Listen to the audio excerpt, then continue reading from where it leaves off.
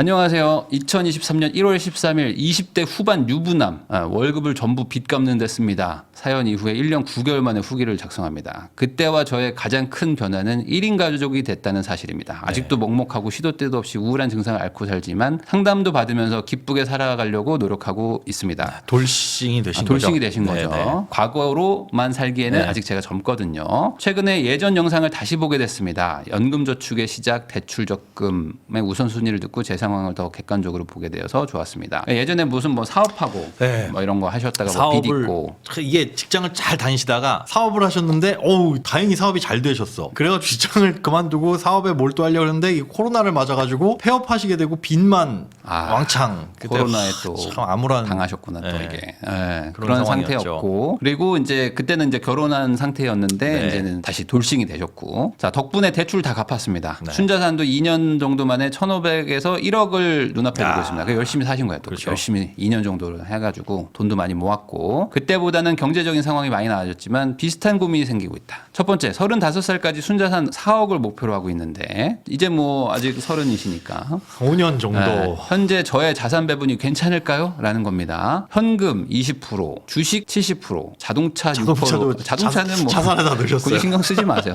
자동차는 뭐 이제 근데 나 저만 알 것 같아. 그러니까 서로 다 먹고 서로 싶은 내 자산이 얼마지? 막 뭐 있는 것까지 진짜 지갑에 있는 1,000원짜리 뭐 물론 100원짜리까지. 자산은 맞습니다. 자산은 맞긴 맞아요. 팔면 돈이니까 자산은 맞긴 맞아요. 해외 국내에 73%를 넣으셨네요. 네. 이분이. 근데 이게 뭐 해외 요즘 뭐 주식 하신 분들 한 1년 정도 하신 분들 돈이 그렇죠. 좋습니다. 네. 물론 이제 국내에서 좀 깨지는 분들도 있긴 하지만 뭐 이거 나쁜 구조는 아니었죠. 네. 주식이 잘 되면. 주식에다가 많은 돈을 넣은 건 이제 5년 안에 네. 3억을 더 모아야 되는데 이게 소득으로는 어려울 것 같고 네. 그러니 이제 공격적으로 주식에다 넣어보자라는 생각을 가지실 수밖에 없는 것 같아요. 사실 부동산 아니면요 주식밖에 없어요. 그리고 이제 뭐 일부 코인을 하긴 하지만 코인을 실제로 전 재산을 막 집어넣어서 하는 분들이 그렇게 많지는 않더라고요. 저는 비율상 대부분 한 50만 원, 100만 원 뭐 이 그 정도를 정도? 많이 한대요. 실제로 그 통계를 보니까 맞아요. 한 700만 명 중에 한 5, 600만 명이 1,000만 원도 안 넣어요. 1,000만 원을 거의 안 넣고. 그렇게 넣기엔 무섭고 왜냐면 넣어보면 알잖아. 넣어보면 무시무시하거든 막. 올라가기도 올라가지만 내려갈 때 막. 어렸을 때 그거 있잖아요. 가위바위보 게임 코인 넣고 가위바위보 해가지고 맞죠. 마치 그 기계 같아. 그냥 어쩌다가 그냥 운에 맞게 한번 팅팅팅팅팅팅 코인 몇 개 또 떨어지고 그냥 돈 먹는 기계 같이. 제가 그때 그 막 코인 막 뜬다고 했을 때 옛날에 한 몇 년 전에 그때 뭐 이게 뭔가 해가지고 알아보려고 2만 원씩 사놨거든요. 오. 2만 원씩 막 20개인가를 사놨어요. 네네네. 2만 원인가 5만 원인가 거의 다 상패돼 있고 대부분 진짜요? 상패돼 있고 살아남은 거는 마이너스 90 몇 프로 찍혀 있고 몇 개만 지금 이제 전고점을 다시 그러니까 제가 샀던 가격을 좀 돌아오고 있더라고요. 뭐 그것 중에 뭐 몇백 배 뛰고 이런 건 전혀 그런 없고요. 애들은 야, 없더라고요. 20개나 샀는데 코인이 한 10,000개 있대요. 10,000개 정도 있으니까 그 중에서 뜨는 애만 뜨는 거니까. 모르겠습니다. 코인들. 자, 이렇게 배분을 한 이유는 제가 세운 목표에 다가가기 위해서는 주식으로 연 10% 수익이 나도 택도 없다. 적금으로는 도저히 방법이 안 나오고 그러니까 어떡하냐라는 겁니다. 그래서 공격적으로라도 해야 된다 해서 기업 분석을 하면서 실적이 나오는 기업 위주로만 투자를 하고 있습니다. 자, 뭐 나쁜 거는 아니에요. 그래서 이제 개별 종목을 잘 고르시면 뭐 1년에 뭐 2배, 3배 되는 종목들도 뭐 많으니까 근데 이제 내가 맞출 수 있느냐의 영역이긴 하지만 뭐 내가 능력이 있으면 당연히 뭐 이렇게 하면은 나쁘진 않죠. 네. 저는 뭐 주식도 해봤지만 저는 주식으로 못할 것 같아서 부동산으로 온 케이스라서 주식을 잘할 수 있다면 주식이 무조건 좋습니다. 잘할 수만 있으면 세금도 없지, 뭐 귀찮은 것도 없지, 임차인도 없지, 얼마나 좋아. 그리고 본인 혼자서 하면 돼요. 혼자서. 아니고 뭐 임차인 제가 할머니랑 전화를 내가 막 수백 통 합니다. 맨날 예전에 그 임차인 막 관리할 때는 할머니가 막 그 전구 갈아달라고. 그 집이 저기 뭐 어디야 막 저 사천에 있고 막 이래 막 그 경남에 있고 전구 갈아줘야 막 이러는 거예요. 그러면 죄송한데 할머니 그거는 제가 어떻게 해드릴 수가 없어요. 아유, 그냥 좀 골치 아파. 아드님 없으 아들이 없어 막 이러면 죄송한데 어떻게 관리소에다가 좀 부탁 좀 하시면 전화 좀 해줘 막 이러면 제가 전화해드릴 테니까 저기 다음에는 좀 꼭 알아서 혼자서 해주세요 막 이런 것들 진짜 많이 했었거든요 옛날에. 그리고 또 세입자 바뀌면 또 바뀌는 대로 알아봐야 그럼요. 되고 집에서 장을 담그는 분이 계셨었거든요. 제가 예전에 임차인 중에는 집에서 장을 담고 근데 장을 꽤 규모 있게 방 하나에서 막 장을 담고 그래서 아이고야. 냄새가 막 빠지지 아, 않고. 그거 그걸 내가 나중에 알게 됐죠. 이사 나가고 알게 됐죠. 그런 일들도 있고. 그러니까 사진으로는 깨끗했어. 근데 갔는데 냄새를 알 수가 없었던 거예요. 맙소사. 냄새를 알 수가 없습니다. 냄새를. 그래서 이제 도배 벽지 뭐 다 갈고 했었죠. 두 번째, 예전과 같은 고민이지만 노후 대비가 아직도 머릿속에서 떠나지 그래요. 않습니다. 과거에도 이분 그때 당시에 28살이셨는데도 불구하고 노후에 대한 걱정을 맞아, 굉장히 맞아. 많이 하셔서 아직 노후 대비를 그렇게 고민하실 필요는 없는데 그러니까요. 지금은 돈을 좀 더 불리고 나중에 가서 고민하셔도 사실 되거든요. 네. 제 꿈이 가족들하고 오손도손 마포 신축 아파트에 거주하면서 주말에는 보육원이나 유기견 봉사 다니는 겁니다. 그래서 이제 미리 노후 대비를 하려고 하는 거죠. 네. 그러다 보니까 여유가 필요한 거죠. 노후를 시뮬레이션을 돌려봤는데 65세에 은퇴하고 85세에 죽음. 죽음은 어떻게 시뮬레이션? 이거 이따 여쭤보겠습니다. 84세쯤 되시면 어떻게 하실 거예요? 그러니까 저거 일단 저 가정 자체가 일단 이거 여쭤봐야겠다. 현재 화폐로 300만 원 정도를 사용한다는 가정하에 미래 가치로는 65세부터 85세까지 20년 동안 13억의 현금이 필요하더라고요.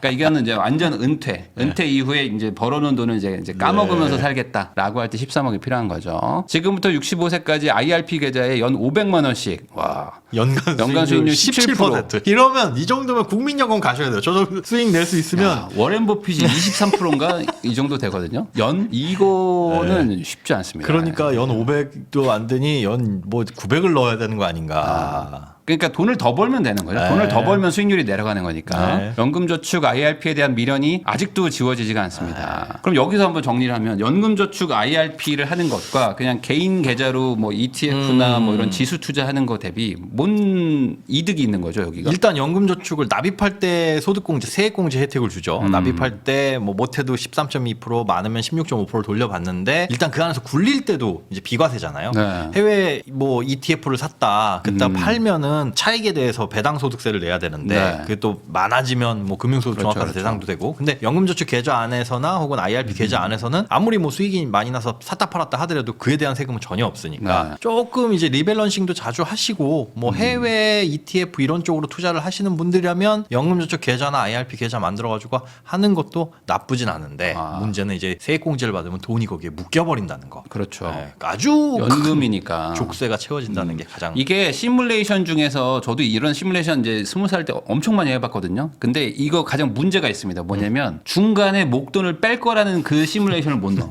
그걸 못 넣어요. 왜냐면 나는 아직 젊으니까. 왜냐면 갑자기 뭐 결혼을 할 수도 있고, 네. 뭐 부모님 뭐 갑자기 뭐 건강이 뭐 안 좋아질 수도 있고 이런 거 있잖아요. 전혀 예상 못할 일들이 갑자기 많이 벌어집니다. 5천에서 1억을 빼야 될 때 어떡하냐. 그러면은 손해가 커지나요? 네, 엄청나게 어마무시한 손해를 보고 그러니까 아, 그래요? 무조건 내가 받은 혜택보다 더 큰 손해를 보고 뺄 수밖에 없게끔 설계가 되어 있어요. 아, 그게 좀 이렇게 큰 차이가 없으면 뺄 수도 있을 텐데 페널티를. 근데 그렇게 아니에요? 무조건 내가 만약에 16.5% 세액공제를 받았다. 이건 내가 납입한 원금에 대해서 돌려받은 거잖아요. 근데 네. 뺄 때는 내가 납입한 원금 플러스 여기 이자 붙은 거에 대해서 16.5%고 그다음에 소득이 5,500을 초과하시게 되면 세액공제 혜택이 13.2%로 줄어요. 아, 소득이 또 늘어날 수 있으니까. 네, 그런데 토해내야 되는 건 16.5%니까 아, 저거는 그런 식으로 손해가 좀 커지는 게 있겠네요. 연금으로 받지 않으면 무조건 손해다.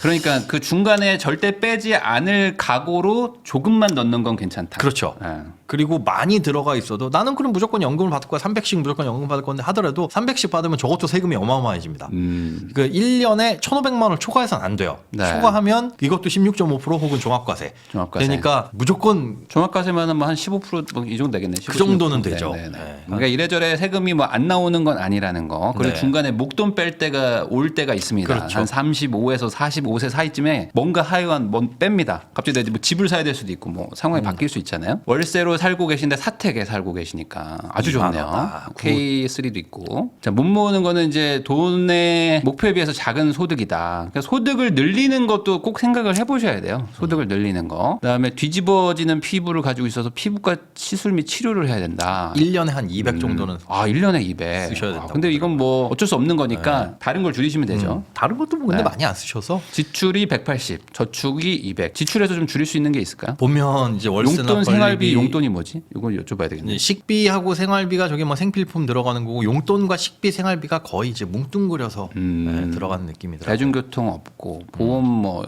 많이 쓰는 것 같지는 네, 않습니다. 그냥 딱 생명 유지하고 있는 한번 수준. 전화해가지고 한번 여쭤보겠습니다. 네.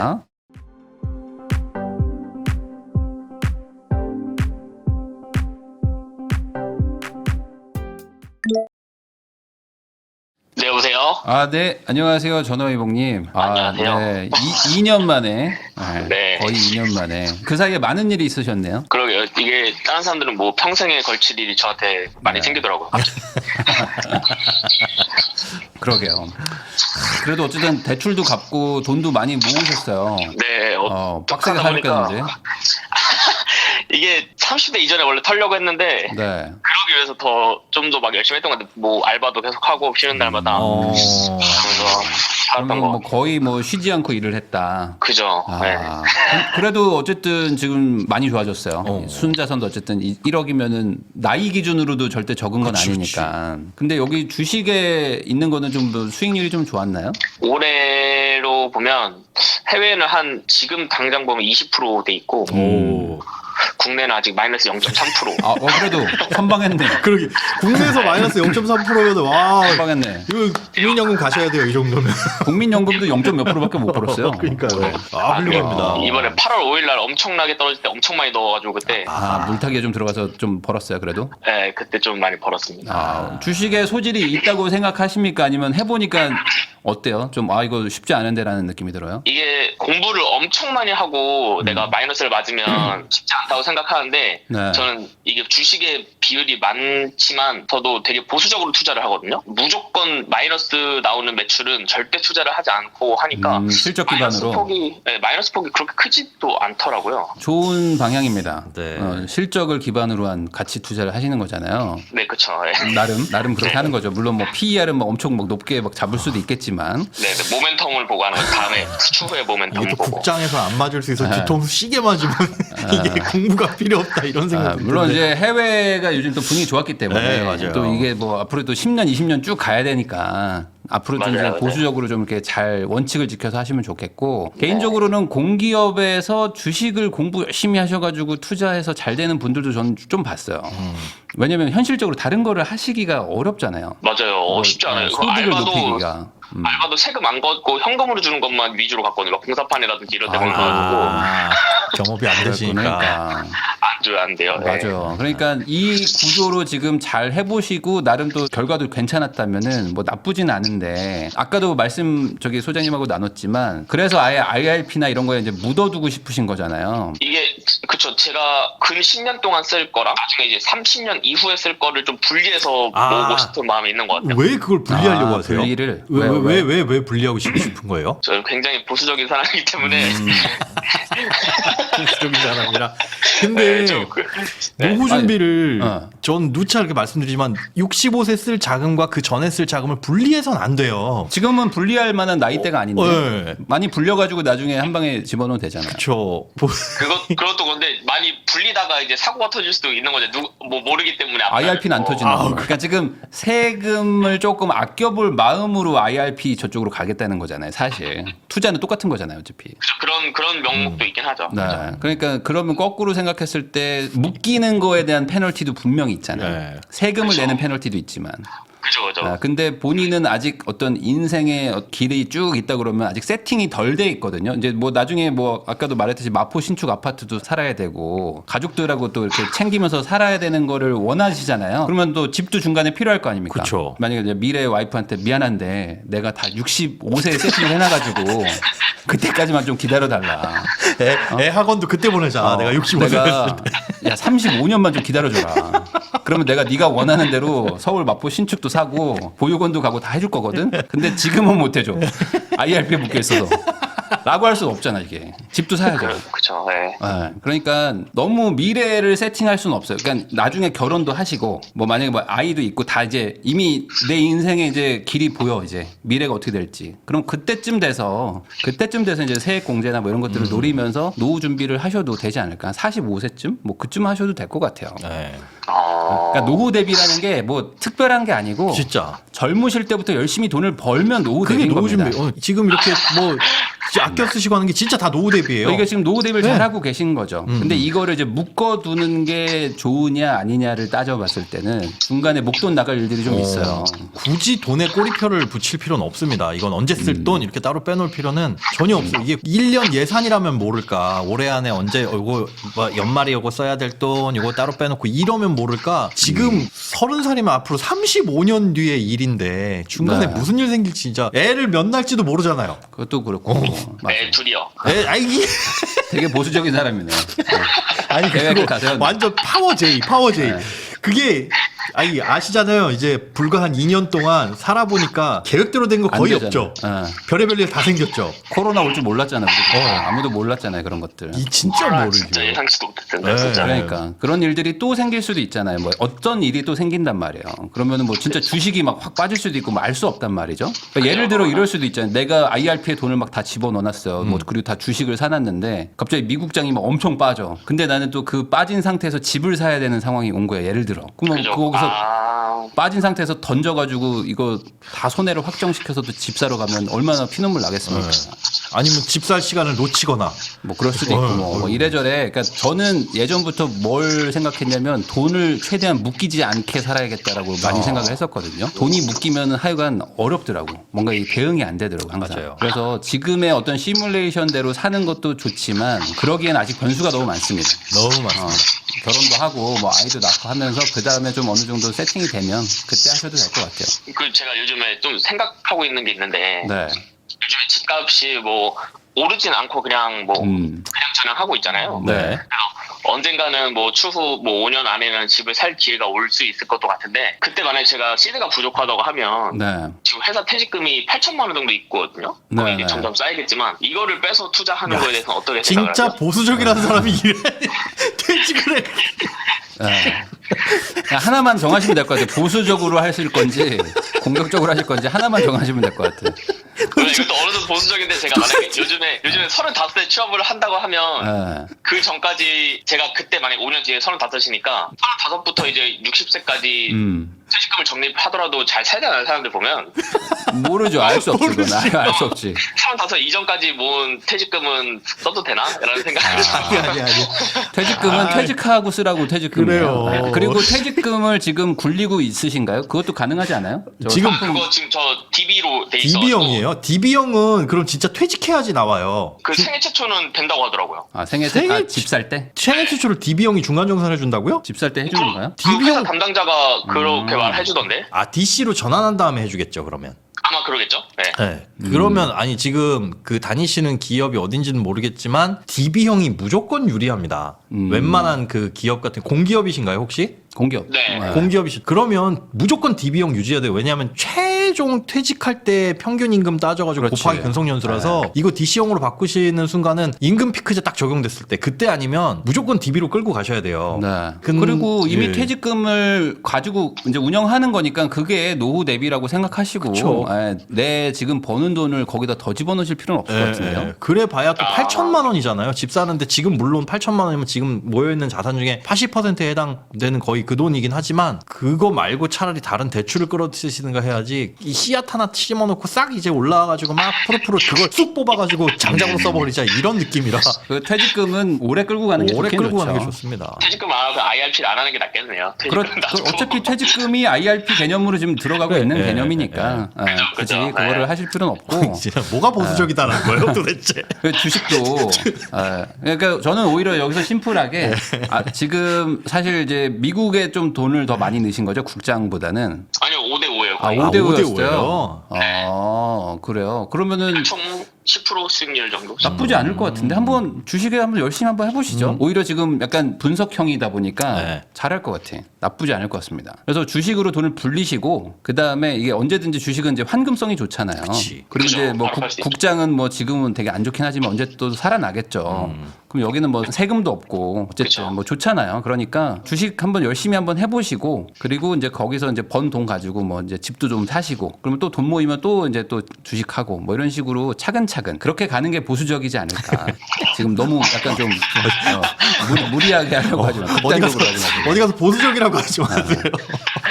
그리고 알겠습니다. 결혼도 또 하실 거죠, 다시 하실 건가요? 좋은 여자 만나면 할 것 같아요. 또 아, 할 그럼- 생각은 있어요. 아. 아이도 갖고 싶고. 네. 그럼 좋은 여자를 만나려고 뭐 지금 뭐 어떻게 하고 계신 게 있나요? 왜냐면 지금 나이 대면 그래도 좀 좋은 여자분들 만날 수 있을 것 같은데. 제일 좋을 때지. 지금은 좀 아직 이혼한 지가 얼마나 됐지? 한 몇 개월, 6개월 정도밖에 아, 안 그래요? 돼서 올해는 좀 조용히 혼자 보내고 있는데 뭐 독서 모임이나 사람들과 같이 봉사 가고 뭐 공부하고 이런 정도만 그냥 혼자서 할 일을 좀 많이 하는 것 같아요.